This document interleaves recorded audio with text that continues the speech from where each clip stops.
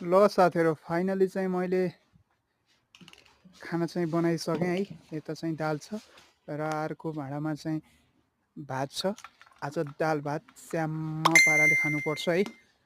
र मैले थालमा पनि राख्दैछु। र आजको मेरो सादा दाल भात नेपालीको प्रमुख खाना दाल भात खान जाँदैछु। हेर्दै गर्नु होला।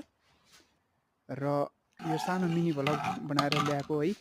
मैले कस्तो लाग्छ कमेन्ट प्रतिक्रिया दिनु होला। तपाईलाई कसलाई मन पर्छ दाल भात र साथमा कागती पनि छ। चेराप्प कागती निचरेर खान जाँदैछु र कसरी खान्छु हेर्नु होला है। र मन परे लाइक कमेन्ट र मेरो नयाँ च्यानल पनि हो है, सब्स्क्राइब गरेर पनि जोडिनु होला भन्न चाहन्छु। हेर्दै गर्नु होला। र म कागती पनि निचर्दैछु है, देख्न सक्नुहुन्छ ट्याक्क। अब चाहिँ खानुपर्ने हुन्छ र रेडी पनि भइसक्यो खाना है।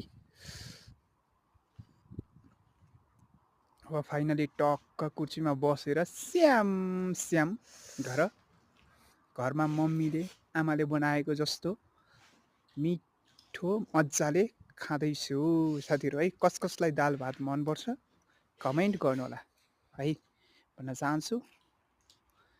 हेर्दै गर्नु होला र यदि नयाँ हुनुहुन्छ भने च्यानललाई सब्स्क्राइब गर्नु होला, लाइक कमेन्ट सेयर गर्न नभुल्नु होला है।